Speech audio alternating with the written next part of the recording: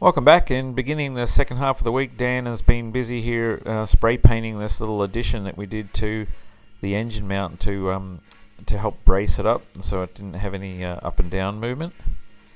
And meanwhile, Jeff has been working on putting the conduits into the wings, and these are the conduits that are going to run the wiring for the winglet lights, and also run the rudder cables out there to the winglets. So he's pretty much got those done and ready to bond those in. And finally, success with the gas struts for the doors. So this is the first one on here, just sort of test fit, and as you can see, it's holding up the door. And I've got like a 250-pound one on there right now. It's actually too much. We're going to change it down and try a 225 and see how that works. But when the door gets close to being closed there, it actually pulls it shut because it goes over center. And when it's coming up, it has a little bit of dampening in it, but it's still sort of a little bit violent coming up. But anyway, at least it's working now. And here you can see Jeff is beginning work on putting together the foreplane. So we've got that this upper skins and the spars there just sitting in the fixture that we created a little while ago. And there's also got the lower skin just sitting on the top there. So that's coming underway, and then that lower skin has to be trimmed at the end to match the shape of the fuselage. The upper skins have already been trimmed there, as you can see where Jeff's working. And now he's a little bit further along. He's got the forward ribs just located in place there, and he used that fixture that I created there, I think in the last video or the one before, to just align those. And Dan's been busy just working on more of the wiring and such, and here you can see this blue cable there. That's the Ethernet from running from the engine through one of the 28-pin pass-through connectors there. So that's another job that's out of the way now. And there's that addition to the engine mount now with the masking and plastic removed, and actually it looks like it's been there the whole time. So now we're actually set up to install the intake tray and the cowling and get that all sorted out.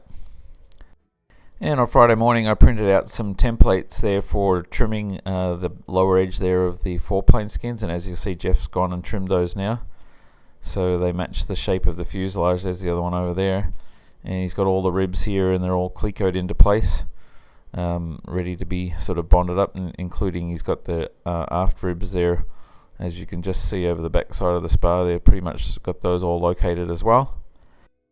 And on Thursday morning I picked up a few things from the upholsterer. So here is the glare shield done in this ultra suede. And see, I ordered this ultra suede online and had it delivered directly to the upholsterer, and I didn't actually get to see the color, but it turns out this was much lighter than the grey that I originally had before and the one that I really wanted to use. But kind of now it's too late to change it up. I don't have the time or the budget to go and change it. I'm not sure if I like it yet, but anyway, if you guys want to leave a comment and tell me whether or not you like it, and it's actually quite furry too, or maybe just give the video a thumbs up if you think that you like it.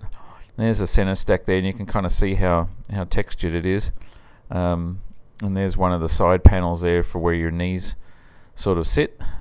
But anyway, we're going to go with this, and it's going to make the cabin feel a lot larger. There's just the armrest there for the center console, and it's just done in a black leather, and that'll just be hinged onto the center console there, so it'll kind of look like this. So anyway, and then the side panels I guess are going to get done in that same ultra suede, so as I said, the cabin will feel much larger, and hopefully that ultra suede won't get too dirty. Anyway, let me know what you think if you like it. Appreciate it. And you didn't think I was going to show a video without having some work on the door shown. So here's one of the doors there, just working on sanding where I filled those bolt holes there that were recessed into the upper skin. And meanwhile, Jeff's working on getting sorted out to just lay up some extra plies there for where the hinges mount for the ailerons in the wings.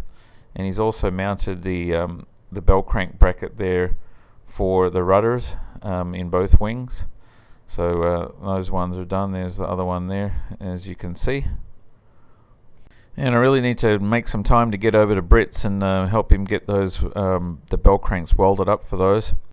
And as Jeff's continuing to work on that wing, one of the next things that we needed to do as well was figure out the mounting and positioning exactly for the pitot tube. And so here it is in the CAD. It's going to be in the foreplane there on the left hand side, just hanging sort of below and a little bit back from the leading edge. So actually a little while ago I bought the mounting, or a sort of custom mounting unit for the pitot tube that we have from Garmin. And so there it is there, and Jeff's kind of just made a little right angle bracket out of some scrap carbon fiber that we had. And if I move that lower skin there, because that foreplane sitting in the fixture, it's sitting inverted right now, upside down, so that was the lower skin that I just moved. And so this is going to basically mount there to that rib and then poke through the lower skin, and then the pitot tube will hang out the bottom of that. And Dan had headed back down to Florida on Friday, or actually Thursday evening, for the long weekend, but before he went he also got some more stuff installed on the forward bulkhead. So he's put in these little pass-throughs that are extra sort of air lines for the pressurization unit. So those are those two there at the top. He's got those through there, and did a few other things as well. He's just always busy, and a lot of the stuff doesn't really show up because he's just finishing wiring. It's hard to show it all, but anyway, there's those two different things there. So that's something else that's now out of the way. And last thing, on Friday afternoon I finished sanding on that upper door skin, and also did the other one that was already on the aircraft, and made a big mess of dust there all over the windshield or the windows. Anyway, that's our update for this week, and long weekend this weekend with Veterans Day on Monday, so it won't be a video until Wednesday, but tune in again on Wednesday and see what we get up to. Things are starting to get super exciting with all these different things really coming together now, and it won't be long and I'll actually be ready to be masking up those door frames, and that's pretty much what I've been working on most of this time. I just didn't want to bore you by showing you, sanding on door frames. So yeah, we'll get those in primer, and then once those are painted, we'll be able to actually start installing the rest of the stuff on the inside of the cabin. So that's exciting. And anyway, tune in again on Wednesday and see what we get up to in the first 2 days of next week.